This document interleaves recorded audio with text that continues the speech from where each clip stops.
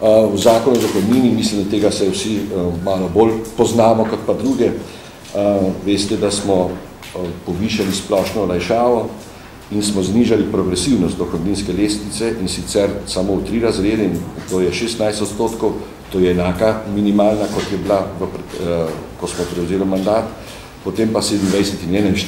S tem smo odpravili tisto 5-stopno lestvico, ki je bila na 16, 33, 37, 41 in 50.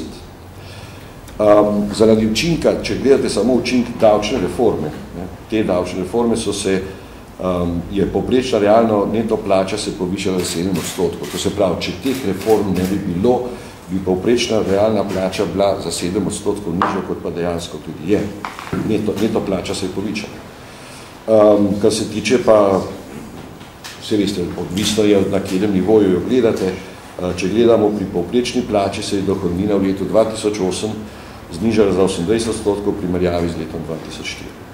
Kar se pa tiče minimalne plače, pa se je v istem obdobju povečala in sicer za 12,2%, dohodnina pa znižala za več kot 90%. Minimalne plače praktično ne bodo plačevali nikakršne dohodnine.